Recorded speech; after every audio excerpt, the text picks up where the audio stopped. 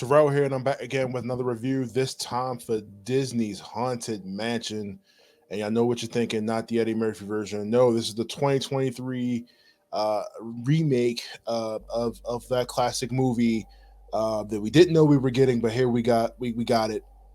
2023 version of this brand new cast, different family, more ghosts, different stuff.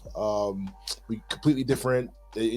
I've never seen the original with Eddie Murphy, so I think I kind of going into this, I didn't have any expectations, or I didn't have any a bar that I had set that I wanted this to be at.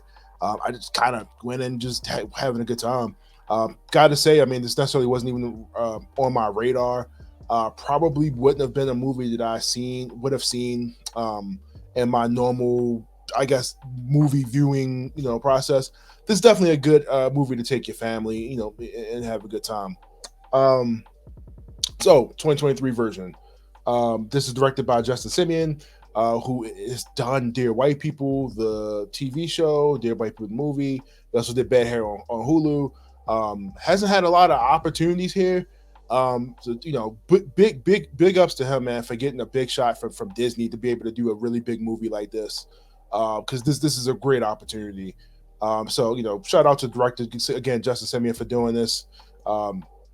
He did a good job. I really liked it here. But get into the story. What 2023 version of Haunted Mansion is about. So this time around, we have Gabbie, played by Rosario Dawson, who hires a tour guide, a psychic, and a historian to help exercise her newly bought mansion after discovering it is inhabited by ghosts. And I probably, you see black people in a haunted mansion, you're like, okay, why don't they just leave? They quickly explain that right off the break. They are not able to leave. The ghost just pretty much force them right back to the house and continue to haunt them until they come back. So that answers your question right off the break. Why don't they just leave? They can't leave. The moment they set foot in the house, they are pretty much haunted. They're going to continue to be haunted. So that's the story here. They're looking to exorcise the ghost from the house.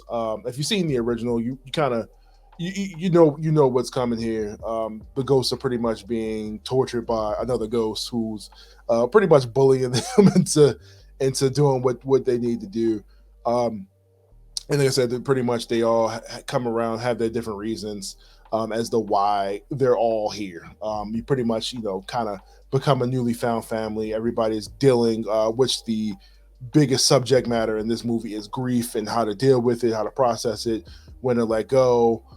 It's kind of the overall theme for the movie, from the original, some of the original ghosts. They talk about that, and them dealing with their own personal issues themselves. Well, let's talk about this cast here, because I think that's what the biggest highlight of this movie is, the ensemble cast. Again, I didn't look at any trailers or anything before going into this. I didn't know really who was going to be in it outside. I know LaKeith was in it. I know Rosario was in it. But outside of that, I really didn't know who was going to appear in the movie. So you got Rosario Dawson's playing Gabbie, just looking as good as she can be. Jamie Lee Curtis, who's now playing Madame Leota, who is now the head in the crystal ball. So if you've been on the ride, you know what I'm talking about. We got Jared Leto. He is the Hatbox Ghost. And because for whatever reason, he just loves playing ghosts in all these movies. Owen Wilson is Kent, who is the priest, who was hired by Gabbie to help exorcise the ghost, and he tries the best he can. But I think he brings his level of comedy here, and it kind of blends pretty well. Danny DeVito's coming in as Bruce Davis. He's coming in doing his thing. Tiffany Haddish, who we really haven't seen in a while, really, coming back to another Hollywood movie. So I really feel like you haven't really seen her on like the big screen in a couple years, despite whatever she has going on. But she comes in and plays Harriet, who is the psychic. She's the local shaman, if you would. And then we have LaKeith Stanfield, who's playing Ben Mathis. I'm sorry, Ben Mathias, who is pretty much the main character of the movie. And even though Gabbie and Rosario Dawson don't like, the house, I really feel like this movie is really about Ben. because Ben has quite the journey here. They start you off. It's like one of the first things you see is you see Ben's story. Before we even get to Rosario Dawson's character, we get a lot more insight into Ben and what's going on in his life, who he is, and what the type of person that he's become. Before we get to that, story introduces him as a astrophysicist who who is working on a special type of lens that are able to pick up the unseen. Not specifically ghosts in the movie, but it's kind of where it goes. Um, just like I said, just going back through just some of the highlights here. Like LaKeith definitely knocks it out of the park in this movie. Has a lot of heartfelt moments, a lot of moments in this movie that'll probably make you shed a couple tears. If you're dealing with some personal grief yourself, or dealing with the loss of a family member or anything, I feel like it's really going to hit you in the feels here. Like, they're going to gut punch you in your eyeballs until the tears come out, because they're really going to get you to shed at least tear. I mean, it got me at least once or twice. You know what I mean? Every time I thought, it was like, all right, it got me. Tiffany, I've never really been a big fan of her comedy. I think she brings her style really, really well to this movie. Kind of playing this, serious, not serious, like where she's like, all right, you can't really tell if she can actually see ghosts, or she can talk to ghosts, or she's just like another one of these people that's in New Orleans where this is set. That's another con person, another person trying to get over, or because a lot of New Orleans set around like a lot of stuff supposedly being haunted, kind of the theme, until they actually come across real ghosts, real stuff. So they got to deal with that. But she does an amazing job here, and I think a lot of her scenes, she just absolutely made me laugh. I think maybe just kind of have her out the light for a while, kind of make you miss her, and but she delivers very well on her comedic timing here. Owen Wilson, I feel like he blends right in to this all black cast, but he does a really good job of really bringing his. Well, I feel like I really haven't seen Owen in a while. Since Loki. But he comes right in, he does his thing. He's Owen Wilson. I mean, I don't really know what else to say about that. He doesn't do anything necessarily new that you probably haven't seen, but I do think he blends right in with this ensemble.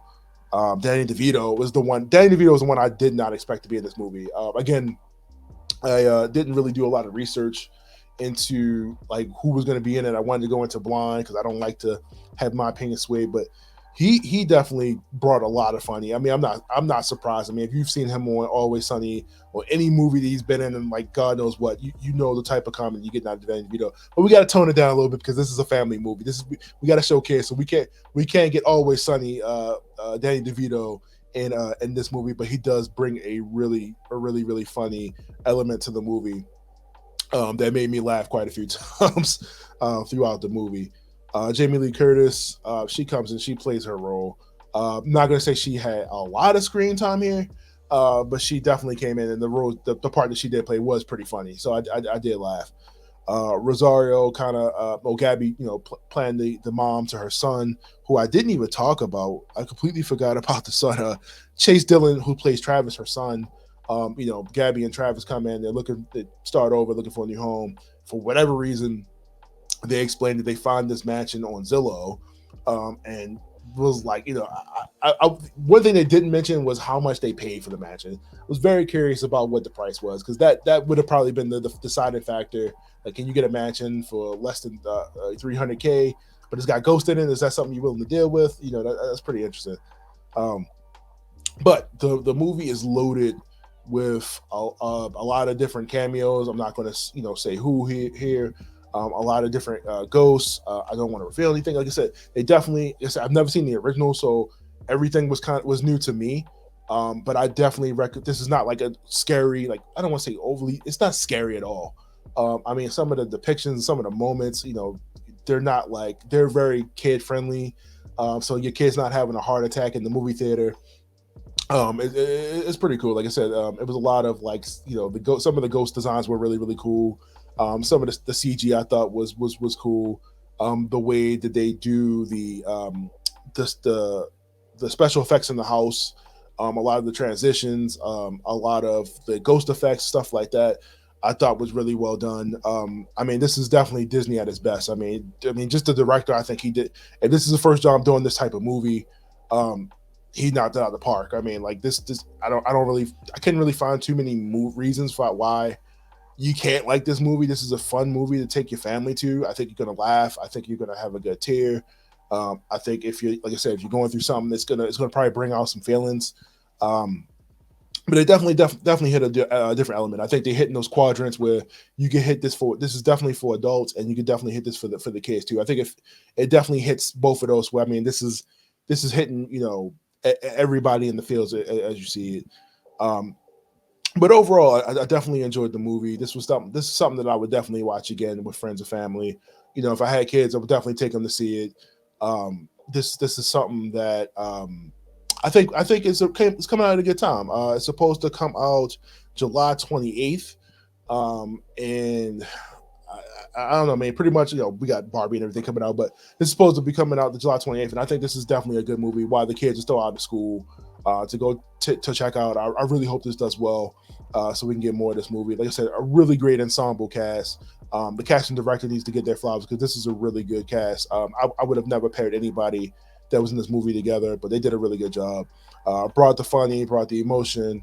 I thought the CG fit the movie. I'm not gonna say it was the best, but I thought it fit the movie for what it was. It didn't need to be too much for, like, essentially a kids movie, a kid family movie. But anyway, check it out. Comes out July 28th. Um, in theaters. Like I said, the movie's about 2 hours. Let me know what you thought about the movie in the comment below when you watch this review. Let them know Terrell sent you. Let me know if you also had similar feelings about it. But I thought it was good. It's definitely worth the rewatch. And again, I'm gonna have to watch the Eddie Murphy version just to kind of see through comparison. But I think this is going to be my favorite one. I really did like the story here. But other than that, check it out. July 28th in theaters. Everybody that you like is in it. And hopefully you stay for maybe it'll give you a scare or two. But on that note, I'll see you guys for another review, and I'll see you next time. See you. Ridiculous.